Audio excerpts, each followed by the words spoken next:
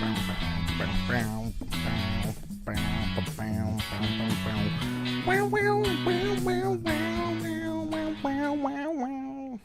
up? What is going on, everyone? I'm Jon. This is Jon Does. This is my live stream show that I do Monday through Friday, 5 p.m. Pacific Standard Time. I will probably be doing 5:30 this Friday, just so we can accommodate Pat getting off work, because he wants to come on and he wants to bitch about the healthcare industry. That's fine. Let's do it. Let's talk about it. I don't know very much about that world, so I'm looking forward to learning some stuff about the kind of stuff that Pat has to deal with. So we'll get him on here on Friday, and I think he finished watching Sandman, so I want to hear his thoughts on that as well. So before we begin, as always, check out wilddinosaur.com. That is my website, and it's one of the best ways to financially support this channel if you're so inclined. There is t-shirts, sweatshirts, stickers, tote bags. Oh yeah, I got my new tote bags in the mail. That's one of them. And here's the other one.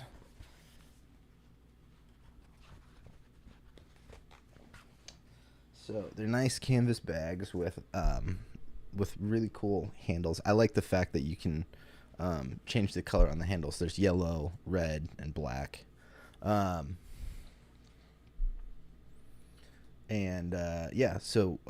check out wilddinosaur.com. There's other stuff there too. Music videos and music that I've made are up there. Check out wilddinosaur.com. And what do we have going on today? There's a ton of stuff to talk about today. The first thing I got into, the first thing that I wrote in my show notes today, well, they're not really just brief. They're brief notes. I mean, I guess that's what a note is. But I didn't write like detailed notes, just topics. And the first topic I have, we talked about the images that came out. Oh man, there's something stuck in my eye. Sorry. Talked about some of the images from yesterday from the Addams Family show that's coming to Netflix. But it's not called the Addams Family. It's just called Wednesday. And it is, it's coming to Netflix. Ooh, shoot. I didn't catch the release date on that. Wednesday, Netflix release. I guess it just says 2020. We'll check it out too, because this was one of the images that came out yesterday. And we'd also seen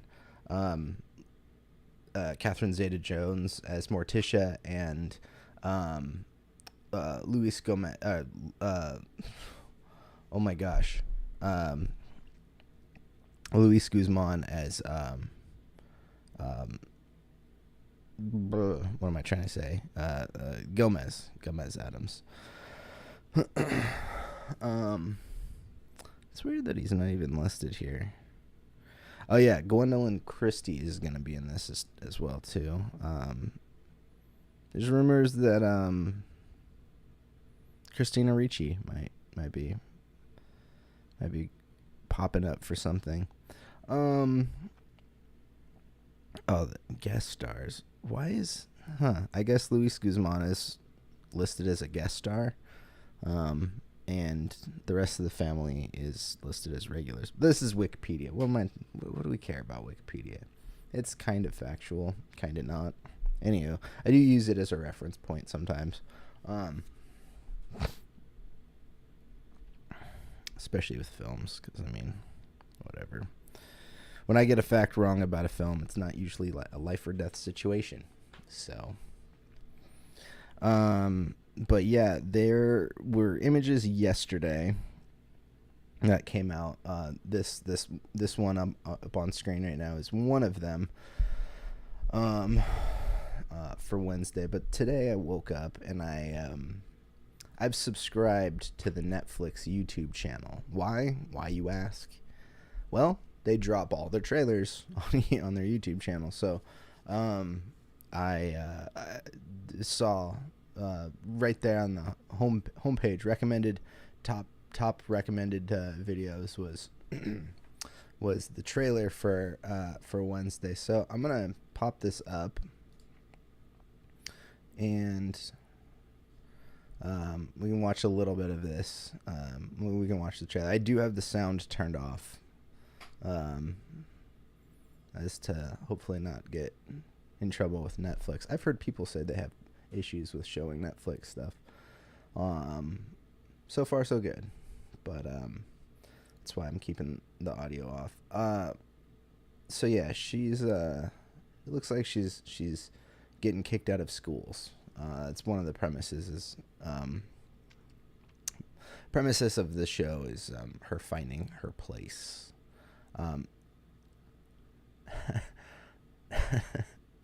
The opening line here that's great is she says something about like, no one's allowed to pick on my brother, only me, or something like that, and then drops these piranha into the pool. So it's already a bit devious. Yeah, and there you got Morticia and Gomez Adams. Looks like they're sending her off to school. So I guess it would make sense for I think I have the Spanish version of the trailer listed. That's fine. There's Gwendolyn Christie, who we'll probably talk about a little bit later too. But yeah, it's almost like Wednesday's finding her home for peculiar children scenario. Which it's cool. I think that's a good premise to go with the character. I mean, I don't need to see reboots of the Addams Family, but the Addams Family is cool. I grew up watching them. This to me is much different approach than what we got from the Monsters trailer. And yeah, sorry, I have the one of the international trailers instead of the US one. That's fine. But so yeah, it looks good to me. It feels a little bit like Addams Family 2, where they go to summer camp. It feels kind of like that, but also with an updated visual aesthetic. It feels also a little bit like some of the other like fantasy stuff that Netflix has put out. Like, I'm not saying it feels like Umbrella Academy, or it doesn't look like Umbrella Academy, but it does kind of vibe like an Umbrella Academy, or some of the other like fantasy shows that they've put out, like Lock and Key. I only watched the first season of that. I should maybe, because there's 2 other seasons. A third season just came out recently, which was kind of surprising. I thought it got canceled, but yeah, it has a little bit of the like vibe of these Netflix style shows, which I don't think is a bad thing. I think they look good. The quality of content, like the technological quality of content these days, just looks good. Like back in the 70s and 80s, low budget movies looked like low budget movies, and low budget movies now don't look like low budget movies used to. They still look pretty good in general. And I agree with the point that the Monsters reboot looks like a porn without the sex. Just like a bad porn parody. I mean, look, it might come out and it might be good, and I'll stop shitting on it. But the trailer looked awful, and this trailer looks much better. It knows what it's trying to do. I mean, I think both of the trailers knew what they're trying to do. I just don't know if... I mean, I'm sorry for the comparison, but should be compared to, because they're both contemporary properties that people, grew up on, both Addams Family and the Munsters. I think they've been trying to find a place for the Munsters for a long time. And after this Rob Zombie thing, I think it's going to be another long time before they find another place for it. What I did like, though, was there was a handful of years ago, what was it called? Mockingbird Lane, where it was a Munsters, I don't remember if it was a reboot or whatnot. And I think Eddie Izzard was Grandpa. Is that right? That was pretty good. I enjoyed that. We'll see what they do with the with this Rob Zombie one that originally wasn't gonna be on Netflix, and then Netflix bought it like after the trailer came out. So we'll see how that fares for them. But I think this Wednesday show looks a lot better, and I think I still didn't get an idea of what the Munsters was going for, but this feels way more cohesive. In that trailer alone, it looks like, I know I had the audio off, but I do keep captions on in general, just like, first off, like, as you get older, I know so many people that are like, I'm getting older, I just use captions all the time. I'm that way, but I also worked in an industry where captions were on constantly, so it's not one of those things that bothers me anymore. But yeah, it's a little small on my screen, so I couldn't see what the text was saying. And I know I put the international, one of the international trailers up instead, so my bad. And I couldn't tell what the captioning was saying, if it was in English or not. But it starts off, and she's like, they're basically saying you've been kicked out of like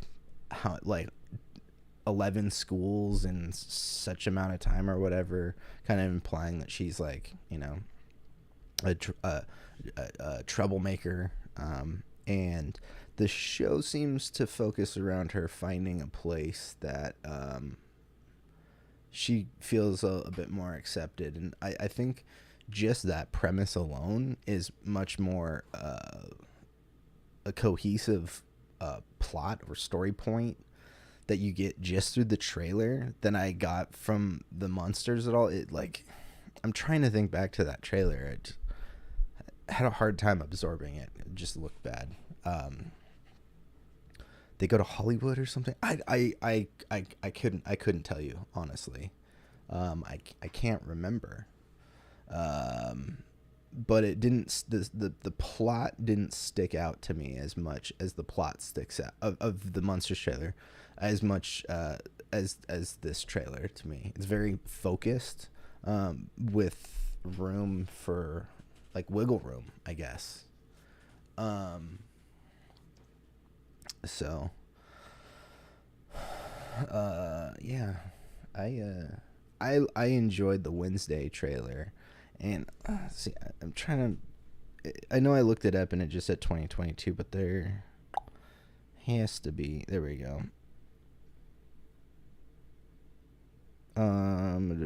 Just pulling up an article real quick to see if there was a release date listed. Sorry, I don't remember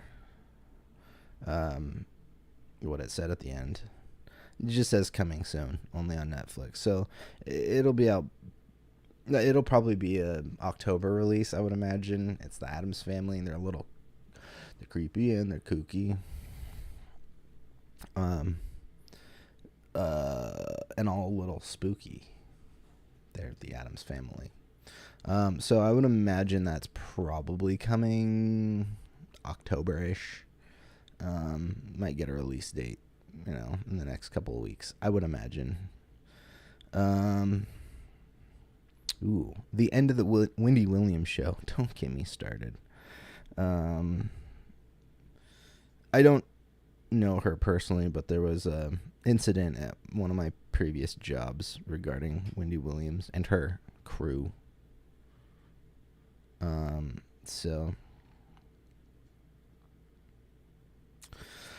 Okay, so there was that Wednesday trailer, and then there was another trailer that just kind of I didn't know what it was at all when I saw it, and I do think it's something that people will find interesting.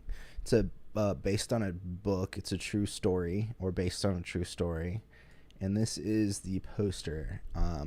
It's called The Greatest Beer Run Ever, and it's starring Zac Efron, and Russell Crowe is in it, and Bill Murray. Bill Murray makes an appearance.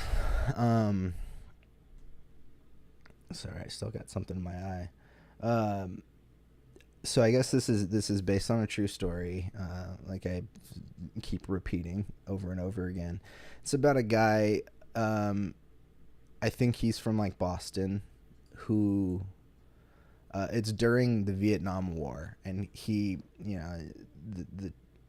well, we'll show the trailer. I do have the trailer here for that with again no sound, so I'm not getting claimed or anything.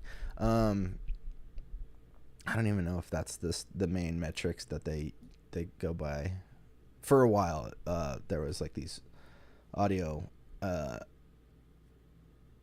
analytics, algorithms that would pull audio. I think YouTube still uses it, but I don't know if that's their main thing anymore. Or if you use audio, you'll probably get claimed. So I just stopped using audio for a long time. Until my mistake a couple weeks ago with, what trailer was that? Something. I left some trailer audio up.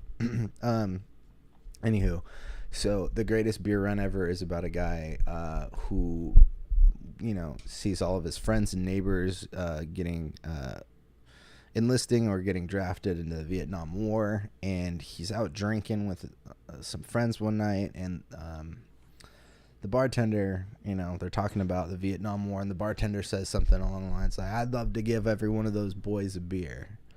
And then he's like, "You know what? I'll do it. I'll go do that. I will go to Vietnam, and I will give all of our troops beer." And so this is the story about this guy going into a war zone and handing out beer, and again, based on a true story. Let's check out the trailer and see how it looks. So yeah, Zac Efron, Russell Crowe. Yeah, this is coming to Apple TV, and I think it's going to be in theaters too. September 30th, I believe. Real guy actually did this. I always like the parallaxed. I don't know. Okay, I always like the parallax, like text and things. And Zac Efron's a person that I don't know much. I mean, I know he came from the Disney Channel High School Musical stuff. Started to get popular in that realm, and I hadn't seen a ton of stuff with him in it. Seen parts of Neighbors, and wasn't he in the Baywatch movie? I think I saw a little bit of that. He's not a bad actor, and I don't dislike him. I think there's a lot of people that come from like a teeny bopper, or like Disney Channel, or Disney Kid or whatever, that find their ways, and they're in the industry if they're working towards their goals. The Rock wasn't a Disney star, but that dude was not a good actor, and he's turned into like the best entertainer on earth. But yeah, this looks really entertaining. Looks really serious and heartfelt, and it also doesn't feel like a war propaganda film either, just based on the trailer, which I think is a good way to go. I'm not to get too much into the whole thing, but I mean, like, I don't know, Top Gun is a Navy recruitment tool. I don't know if this will be, but I mean, if you enlist into the military, don't expect some guy from Boston to come bring you beer. It could happen. It's happened before. But yeah, I think this looks really good. And as Apple Plus starts creating their own content more and more. They're becoming what HBO was.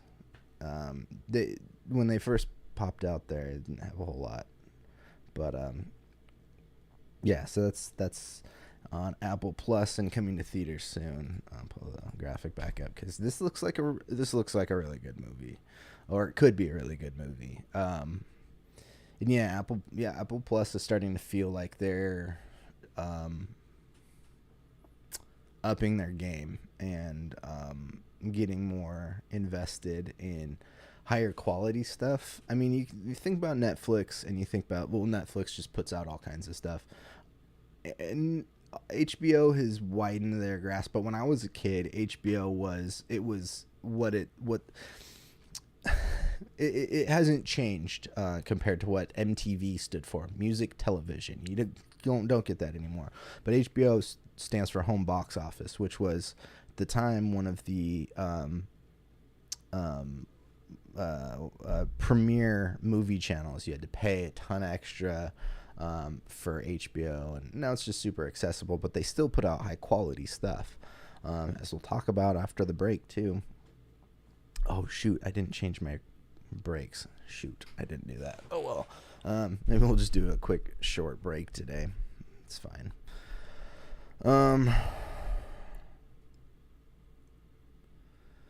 Yeah. So I don't know if anybody else saw this trailer, or if anyone else is interested in stuff like this, but let me know what you think in the comments below. I don't think anyone's here today, so that's okay. I'm still streaming because you know what? I got nothing better to do. It sounds passive aggressive. I love doing this. This is fun. I'm still working the on-camera kinks out. I'm not the best on-camera person. I'm a better behind-the-camera person, but I'm getting there. But anyways, what do you think of the Beer Run trailer or poster, or have you read the book? Because this looks pretty interesting. I'm gonna do a commercial break now because I think I will probably just talk for a while about Game of Thrones, which is what the main topic of this episode is today. I did a rewatch, and we got House of the Dragon coming out this weekend. Is that Sunday?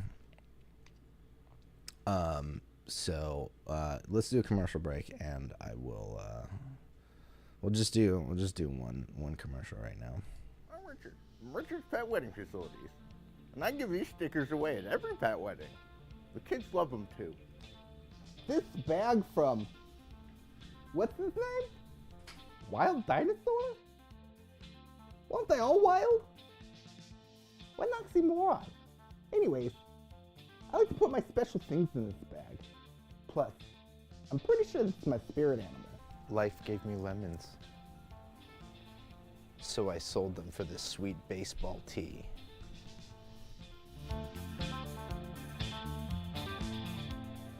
All right, that was my commercial break today. Don't forget, Dinosaur.com has cool shirts and tote bags. Oh, these tote bags are so nice. I keep them in my car. Take them to Target, other stores. Those are my grocery bags. All right.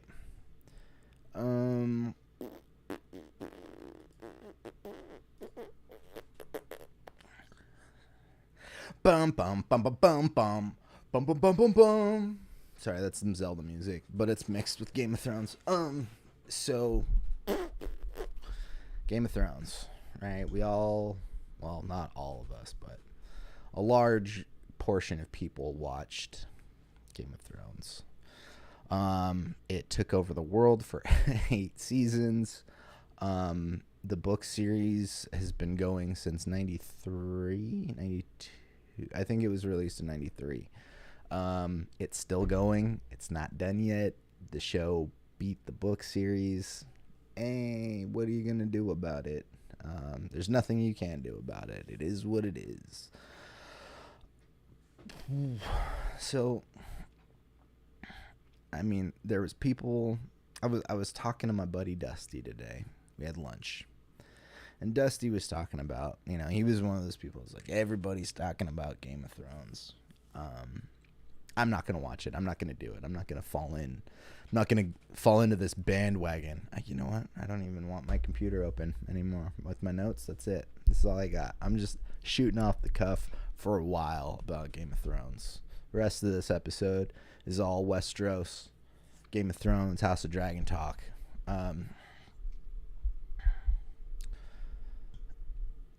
So, there's people that were not on the bandwagon when it first started. I was. I think I jumped on in episode 2 or 3 maybe of the first season. I just remember seeing all of these posters around town. I think I was living in the Bay. Yeah, I was living in the Bay Area. I was working at Half Price Books in Berkeley. And I remember seeing all of these promotional posters at bus stops and billboards and stuff like that around town. And it was basically this image that I have up, the Iron Throne. You'd see all these ominous pictures of the throne. I was like, what is this? And I remember people at the bookstore was like, oh, Game of Thrones, oh my gosh, I can't believe they're doing it. And there was such hype around it, and I got really into it. I was like, cool. I mean, I love me some fantasy, sci-fi, whatever. I know it's not sci-fi really, it's fantasy, but that's my jam, so I went towards it, and I was like, this is a pretty good show. It's a pretty good show. I like it. And then the end. By the way, I'm throwing out all the spoilers for Game of Thrones. So if you haven't watched it or don't plan on it, well, stick around if you don't plan on watching Game of Thrones, because I think at this point it is or it isn't. See, the shot shifted every time. I don't know why. So I'm going to spoil stuff. So if you haven't watched Game of Thrones and are going to watch it still, you've missed your mark. No, come back and watch this episode later, or go watch Game of Thrones. So anyways, the end of the first season, your main character, Ned Stark, dude gets his head chopped off in a really theatrical way. And it was, to me, as a consumer of so I'm gonna fix the shot because it feels like there we go. It's a little better. Super tight, but whatever. It was the first time that me, as a fan, a consumer, saw the main character go out the way they did. I was really taken aback by that and was like, no one is safe. And I think they've lived up to that throughout the show. Every season that aired, I rewatched the previous seasons, so I'd seen it total. I can't tell you how many times I watched every season, but as a whole, I only watched it once. I rewatched the previous seasons before season 7 and 8 and all that stuff. And then after season 8, I didn't hate how it ended. There was a lot of people that were just on the hate train of Game of Thrones ending was the worst ending I've ever seen. It was bad. I'm like, you guys have not watched a lot of television if you think that's the worst ending on television. Maybe for the scope of, I get it, it was such a highly anticipated show every season that it came out. When something gets that big, nothing's gonna please everybody. And I'll admit there's some critiques I have, but I don't dislike the ending. So when I've been thinking about it for a while, and then House of the Dragon gives out their we're premiering in August, so I was like, you know what, I should do the rewatch finally. I've had enough distance between when it ended and now, and I still like the show quite a bit. It was nice to come back to the world of Westeros and reacquaint myself with certain characters and watch story arcs happen with a different perspective. There are still things that are a bit weird that don't fit for me. Like, one thing Dusty and I were discussing was Arya's story arc with the faceless men. Maybe I'm just a little dumb. Maybe I haven't read into it enough. But it seemed weird that she was like, I'm going to become a faceless man. And then she's like training to be nobody, but was also still like, my name's Arya Stark. And then she like goes through her training and has to, kill this girl. And then they're like, who are you? And she's like, I'm Arya Stark. They're like, all right, cool. Go kill people. I mean, that seemed a little weird to me. Look, we might be getting answers in the future. There are more Game of Thrones properties potentially coming. I know there's a ton of them in development. The biggest one outside of House of the Dragon is they had announced that they want to do a Jon Snow series with Kit Harington, I think already being on board to do more. And I think if you do a show like Jon Snow sequel series, Game of Thrones really benefits from the fact that it takes place in a lot of different places. So you know that if they do a Jon Snow show, you'll probably see Arya at some point. I know she's like traveling the world, but I guarantee you we'll probably check in with her at some point. Sansa will be there.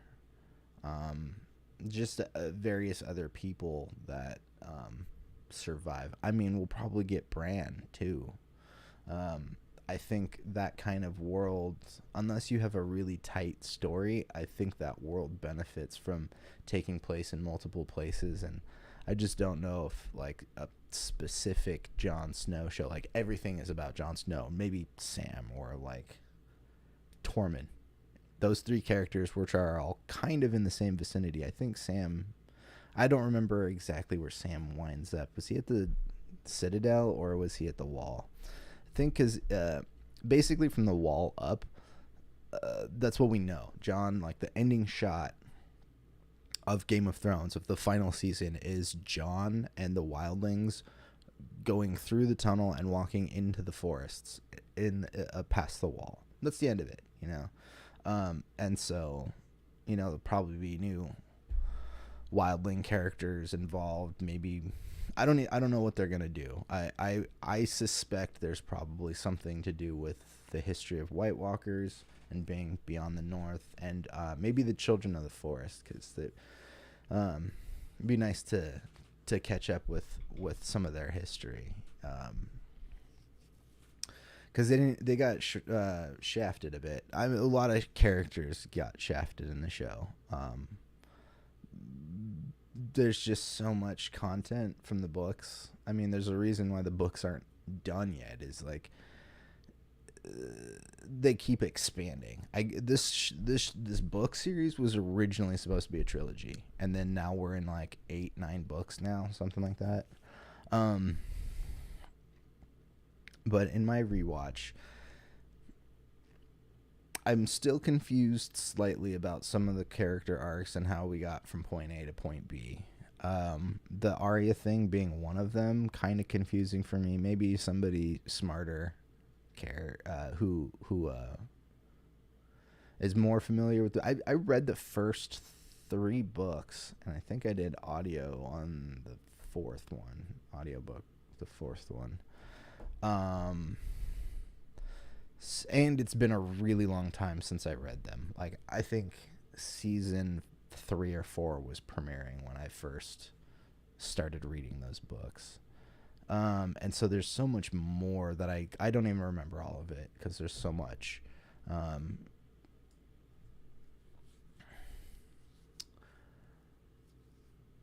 Yeah, I don't know. There's plenty to work with still. I think a lot of people are still interested in this world. To get back to the series rewatch that I did, I enjoyed my rewatch. I needed enough distance from the show from when it initially aired to understand again why I loved it so much. And I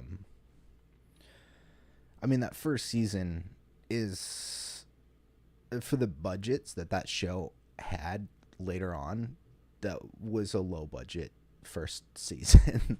They don't do big battles. There's a ton of big battles in the books, and they don't do any of the big battles in the first season at all. There's only one battle in the second season, I think. I think it's the Battle of Blackwater Bay, and that was they put a little bit more money into that, but they did still cut out like a huge part of that battle. Like I think there's chains in the harbor, and they start like cutting up. Maybe they did show that in the show, but there's a lot more, and Tyrion gets really messed up in that battle. In the show, they just scar his face across his face, but in the books, he gets his nose like chopped off, so he has like no nose for the rest of the series. Dang.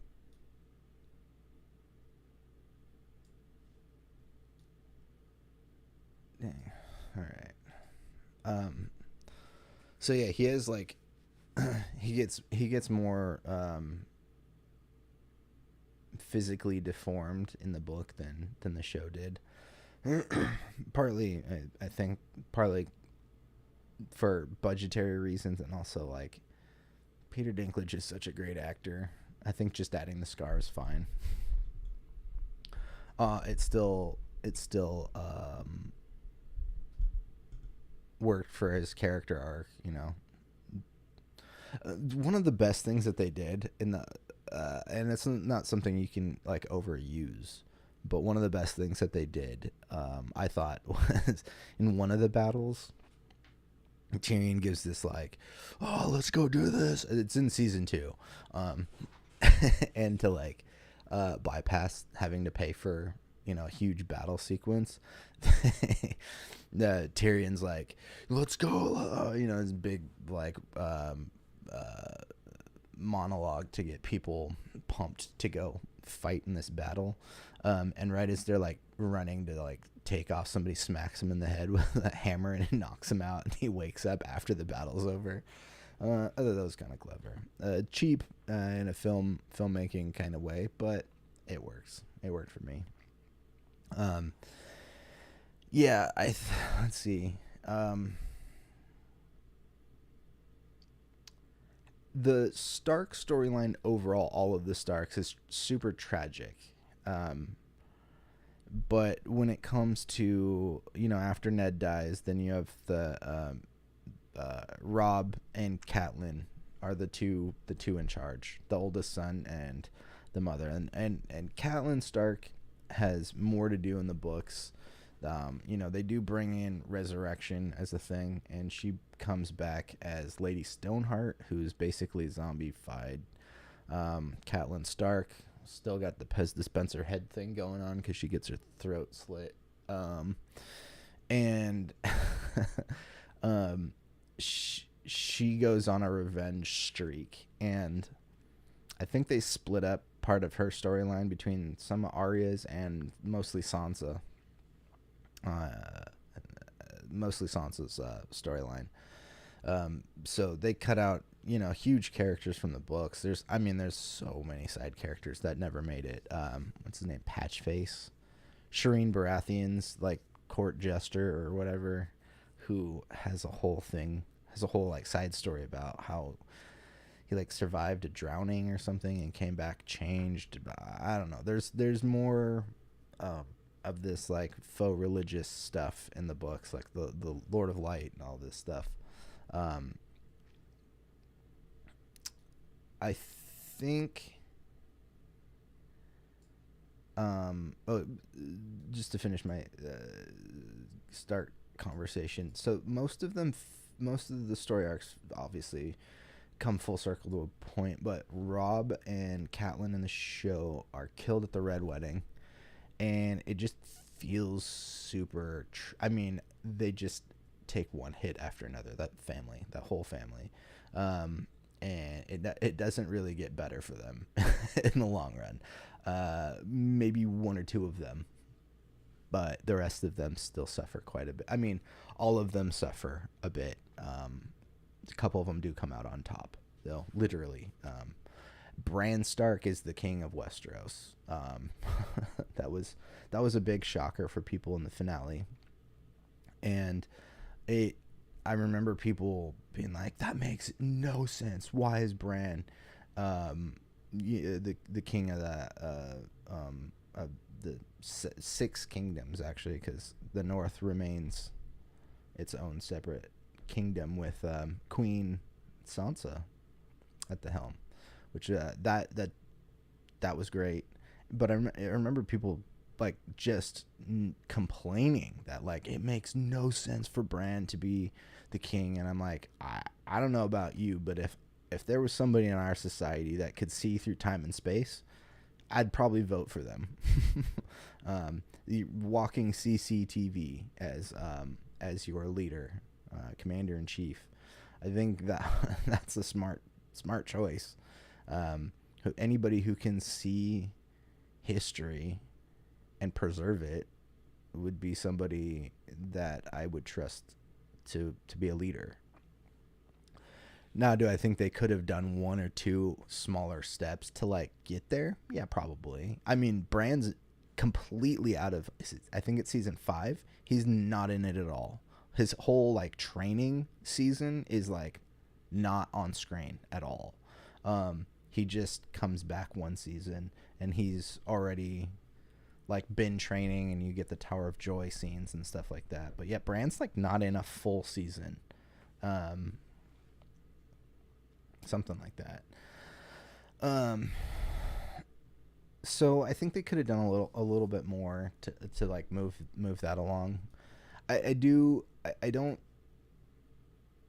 hate the writers for some of their decision making, because they were guessing at some points and rewriting. Like, you have to, if you make a change from a book, you have to figure out how to make that change work regardless on screen. Like, if you're trying to tell a story and you make changes from its source material, you have to still figure out like the why.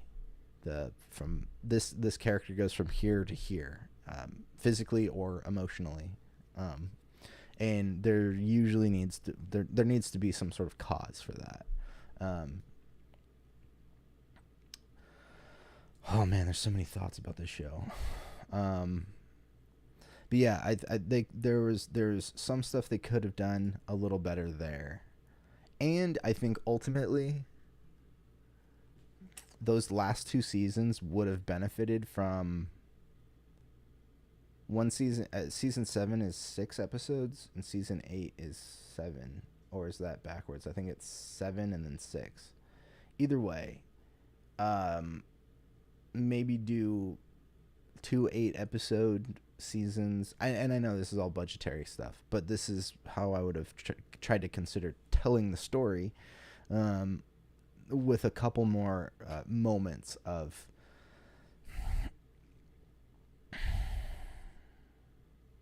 as I'm saying this, if like, yeah, they could have shown a couple more instances of, how Daenerys was going to end up going. They totally laid that out, all of it, from season 1 to the later seasons. I mean, when she starts just killing people, just burning people alive, that's a big red flag. So I don't know. I do think there's probably room for for setting up some more of these twists that we got from the show. The, you know, Bran being down there to accept being the new king, or Daenerys' turn at the end, or I don't know. And with it feels chaotic at the end, because it needed to feel chaotic, because it's the Game of Thrones and things were coming to a conclusion. But man, Jon Snow going through this whole arc, and Dusty and I were talking about some of our favorite scenes from all of it. There's so many good scenes, and one of the ones we were talking about was when Sam is at Winterfell and he's telling Jon who he really is. There's this whole mystery of who's Jon's mother, or who are his parents, because we know Jon is the bastard son of Ned Stark, but it turns out he's not. He was rescued on the day of his birth by Ned after a whole war was fought over his parents.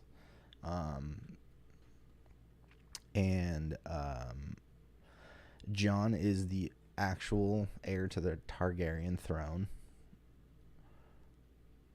And you see in that scene, they're in the crypts of Winterfell, and they're standing in front of Lyanna Stark's statue already.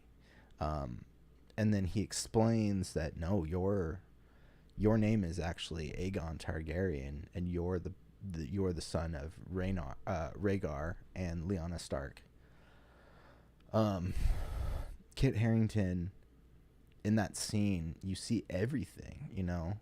He's absorbing the information, and he's realizing his whole life is starting to make sense now. And the secrecy behind his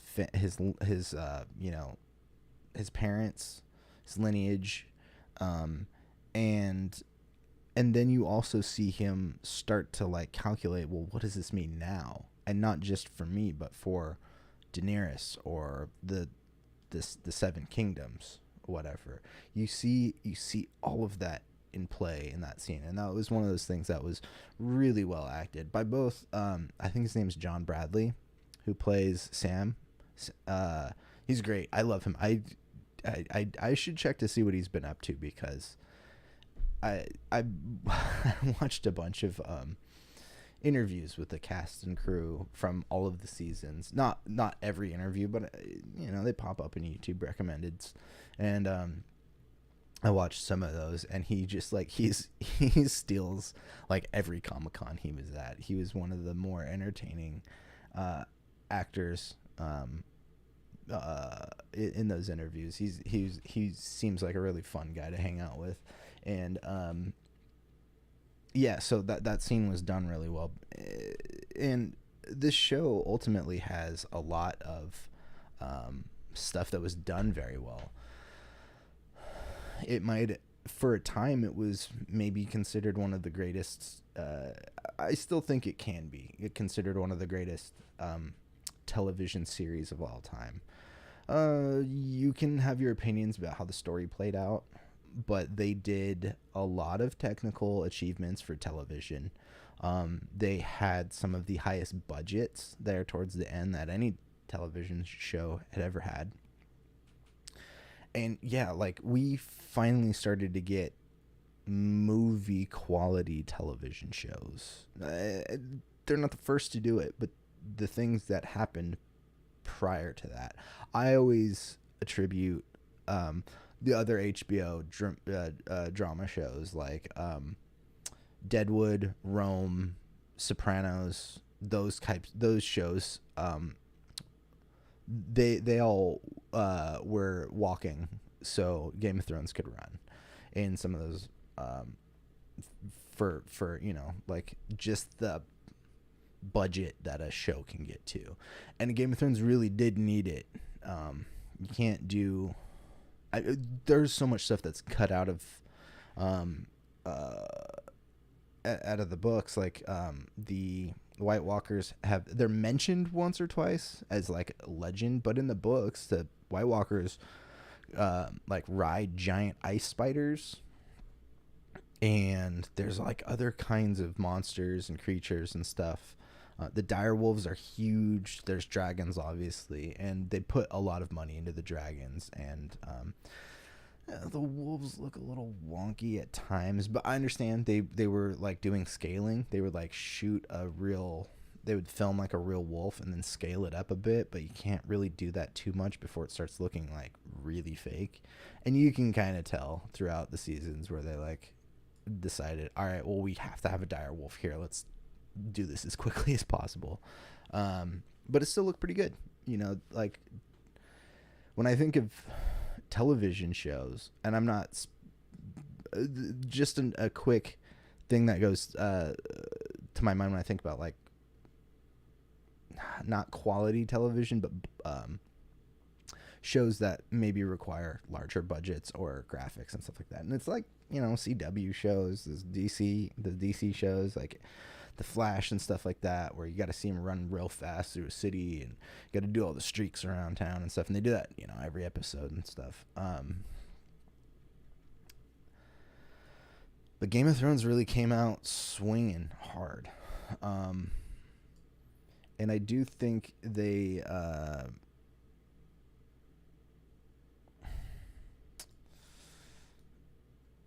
could have done some stuff better. The Arya story arc at certain points gets kind of weird.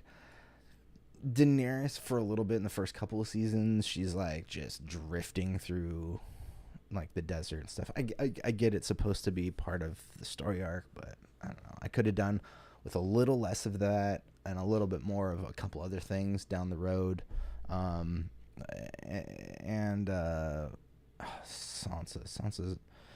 one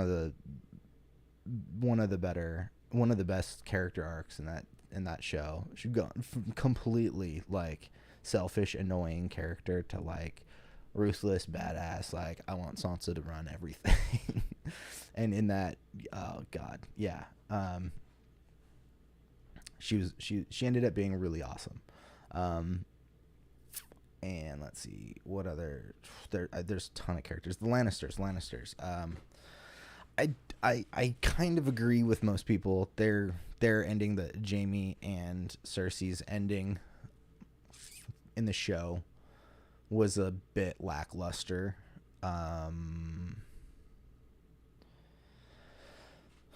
People were a little confused as to why, after all this stuff that went down with Jaime and Brienne, and how could he go back to Cersei?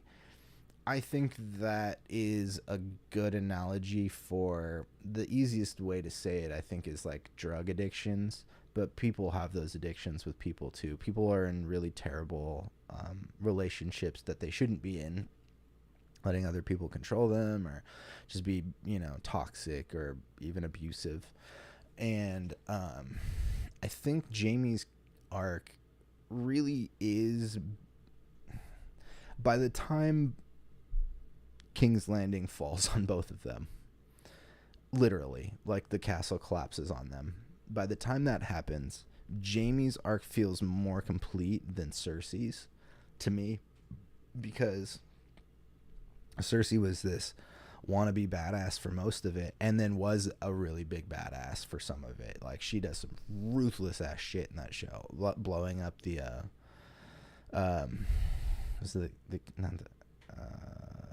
I forget the name of the place where they were holding the trial for the Martells, and she just like wipes out like a really badass way, and could potentially be a weird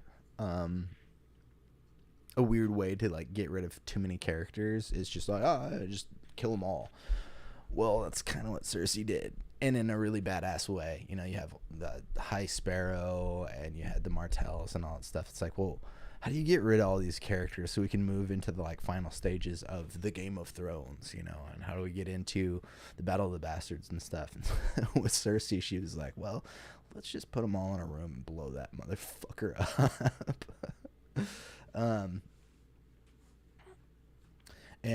But yeah, I do think by the end of it, she was just kind of, I don't know, she was deflated a bit, I think her character should have felt a bit deflated because like things have not gone well. She's about to die. She knows it. Literally, the castle is falling apart around her, and but by the end of it, she was just blubbering, looking for. I mean, once she realized Jamie was there, and I get it. She would be like, Jamie, oh, let's be like, come to me while this is all happening around us. I get that, but I don't know. Like, have a dragon pick her up off the top of the castle and like throw her or something. I don't know. She did some crazy stuff. I mean, she wasn't the most brutal villain. There's a ton of brutal people. Ramsay, Joffrey's pretty brutal. But Cersei's just did feel like it probably could have ended a little differently. God, there's so many story arcs that I really like. The Hound is great. A big fan of Thoros Amir. He's a hairline hero, if you know what I mean. Well, long hair but bald up top. He does the man bun like on top, like the samurai. And if only I looked as good as Paul Kaye. That's the name of that actor. I know that because I looked him up when Thoros was first introduced to the show. I was like, who's this guy? He looks kind of cool. And then his character was pretty cool. I enjoyed him a lot. And then there's another show I watched him on. It was on HBO Max. It's a BBC comedy called Zapped.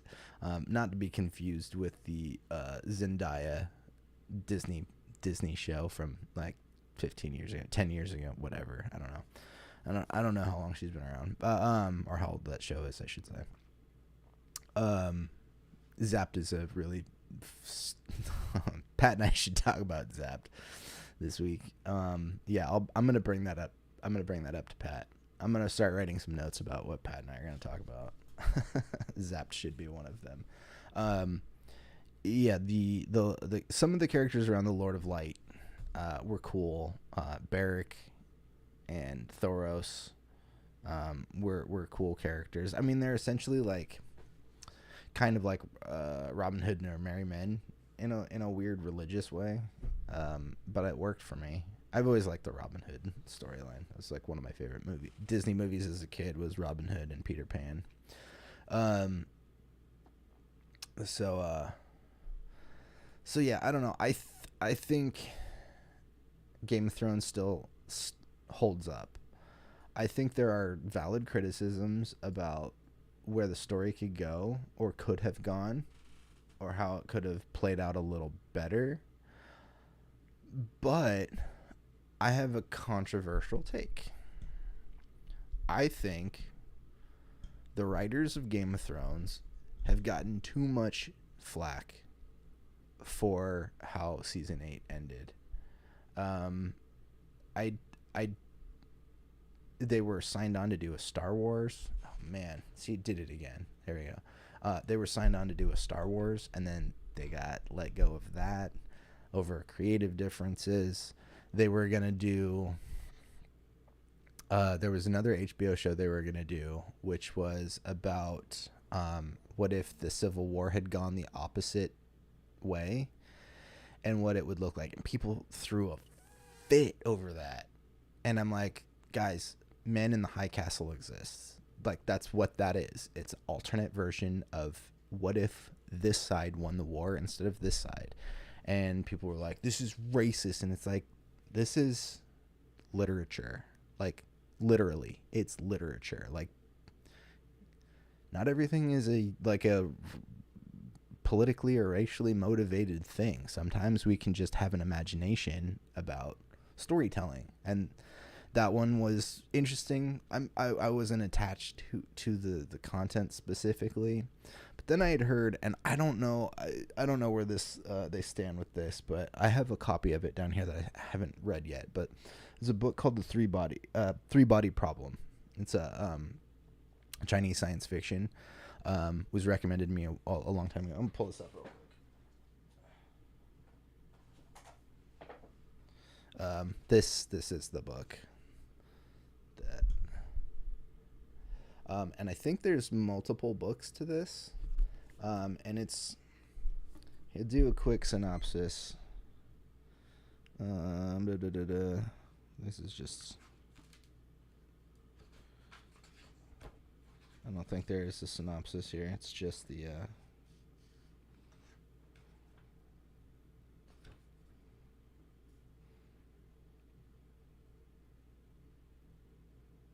yeah, I guess this is kind of one.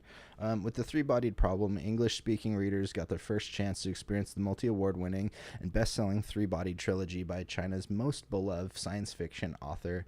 I really don't want to butcher this. Cixin Liu.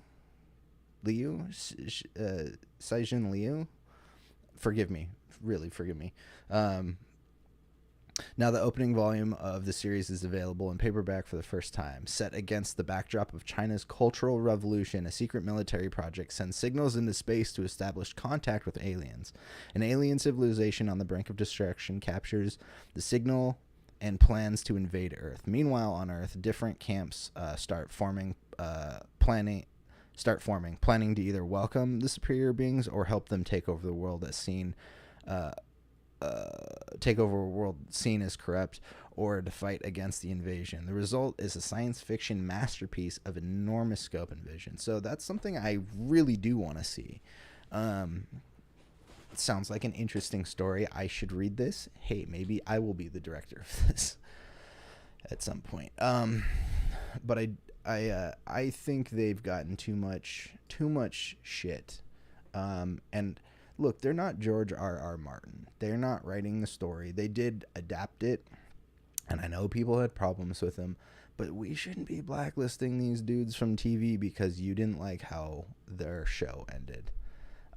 This was not the ultimate, like, disrespect that fans or people think it is. Again, my opinions, but we can lay off. They're writers.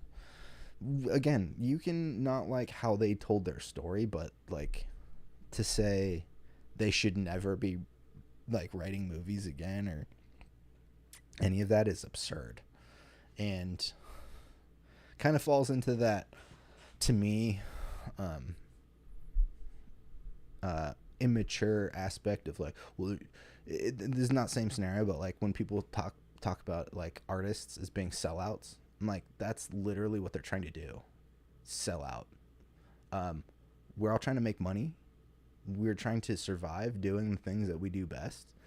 And if you make music or if you do art or whatever, I do not believe in the concept of selling out. I think it's stupid and immature and literally the point of survival. So like, go bitch about something else.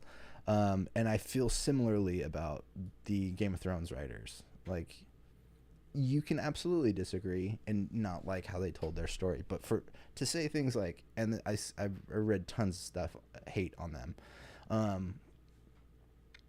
that they're like the worst and should never be making movies in Hollywood. Like, do you know who makes movies in Hollywood? The shittiest people in Hollywood. That's literally who makes all your movies.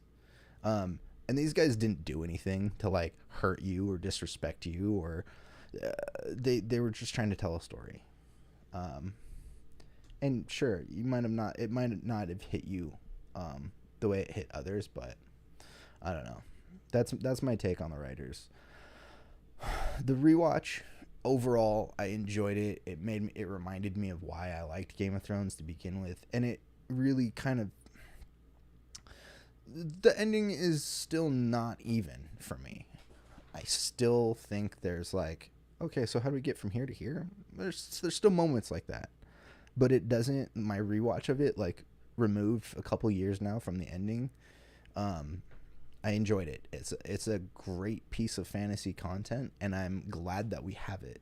And I'm glad that it's so successful that we're getting more. There's more content coming. House of the Dragon is this Sunday. And you know what?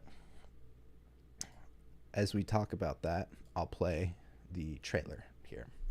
So this is coming out on Sunday.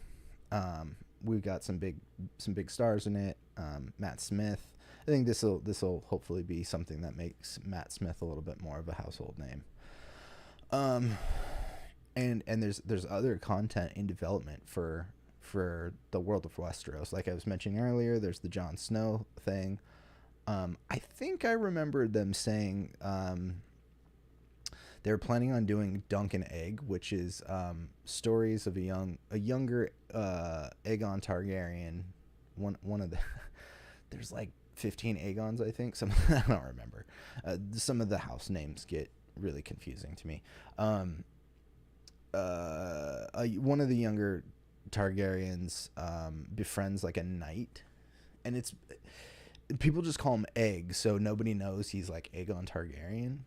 And he like befriends this knight, and they go on adventures together. And I think I heard that was supposed to be animated, which like that's cool too. I used to love after the seasons would come out on DVD, they would do these animated shorts on the DVDs, and they're all on YouTube too, that are like the history and lore of Westeros, and they'd tell backstories to stuff, and they were like just these little animated things they were really cool. I always loved watching those, and I'd be down to see something like that. I mean, so like that animation style was like they'd take still images and just like, sorry, I always do that. I always look at my computer, but the camera's not where they'll like, it'll be like a person, like picture two people fighting, and then they just like, it's not like they move, but the layers themselves move. I forgot what it's called. It's like a parallaxy type animation. It's like cutting out a still picture, making them all layers, and then moving the layers. But if they do something like to that kind of art style, but with motion and stuff like that, I'm super down. And also, like, back in the day, both HBO and MTV had late night animated programming, like Eon Flux and The Matrix Revolutions. Was that what it called? I don't remember. I actually didn't watch that one.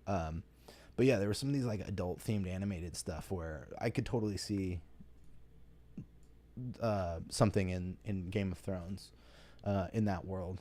But yeah, we got House of the Dragon coming on Sunday. Are you pumped about this? Because I'm pretty pumped.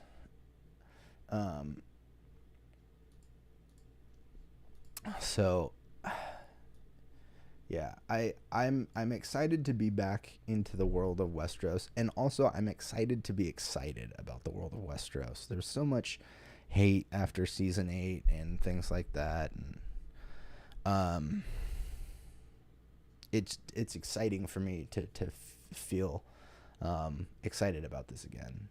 So we'll talk about next week. We'll talk about House of the Dragon. I was just trying to remember what I was going to talk about tomorrow, because I had something, and then I remembered. I actually thought it was last night. I thought She-Hulk started last night. It did not. It starts tonight at midnight. Tomorrow, Thursday, but Wednesday at midnight. So I will probably be up watching that tonight. I was up watching that, trying to watch it last night, but mostly, guys, I'm back to playing Horizon Forbidden West. I got past some rough points, and I've been really enjoying just exploring and opening up the map and stuff like that. So this stuff, it does get a little hard in the gameplay, or they want you to do some things a specific way that, I don't know, just let me run around, please. Anyways, so I'll be back tomorrow with some She-Hulk talk. We'll get to see. We'll talk about the first episode of She-Hulk. I think they're only dropping the one. They have shown the first 4 episodes to reviewers and critics. So some people have a non-spoilery episode 1 through 4 up. I'm watching it as it comes out on Disney Plus. So before I go, don't forget to check out wilddinosaur.com. That's where you can get all my merch. There's t-shirts, sweatshirts, sweaters, baseball style t-shirts as well, stickers, socks, tote bags, things like that. And it's one of the best ways to financially support this channel. I have a Patreon. I'm just not using it right now. I'm trying to build the channel up before I do anything like that. But really, buy a t-shirt, or buy something from me. It really, really, really helps. Also, like and subscribe, share, let people know about Jon Does, and help me grow the channel, viewership wise. I need some subscribers. And the last thing is, please, if you don't mind, there's a link in the description to donate to Planned Parenthood. It's an important cause to me and a lot of people in the country, in the United States. Planned Parenthood does some really great healthcare stuff for men and women. So consider donating to them. And with that, I'll see you guys tomorrow. Have a good night.